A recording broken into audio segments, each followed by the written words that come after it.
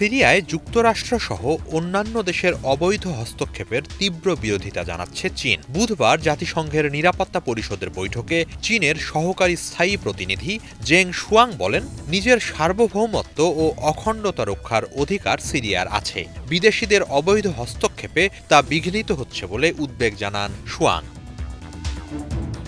দীর্ঘদিন ধরে যুক্তরাষ্ট্রের মদদপুষ্ট কুর্দি নেতৃত্বাধীন বিচ্ছিন্নতাবাদী এসডিএফ এর সঙ্গে সংঘাত চলছে সিরিয়ার বাশার আল আসাদ সরকারের। এতে করে দেশটির অনেক মানুষ বাস্তুচ্যুত হয়ে পড়েছে। খাদ্য সংকট দেখা দিয়েছে অনেক এলাকায়। অবিলম্বে এই সংঘাত বন্ধ করতে সব পক্ষকে সংযত হওয়ার আহ্বান জানিয়েছে চীন। জাতিসংঘের বৈঠকে শুয়াং বলেন, আঞ্চলিক স্থিতিশীলতা রক্ষায় সংঘাত বন্ধ করে আলোচনার মাধ্যমে সব পক্ষের সমঝোতায় আসা প্রয়োজন। এক্ষেত্রে চীনও ভূমিকা রাখতে আগ্রহী।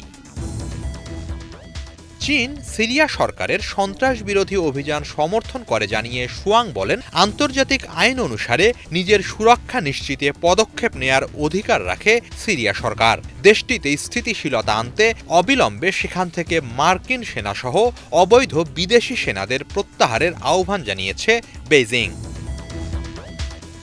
একই সাথে সিরিয়া সরকারের ওপর যুক্তরাষ্ট্রসহ অন্যান্যদের একপেশে নিষেধাজ্ঞা প্রত্যাহারের আহ্বান জানান শুয়াং। এতে করে অর্থনৈতিক বিপর্যয়ে ভুগতে হচ্ছে সাধারণ মানুষকে।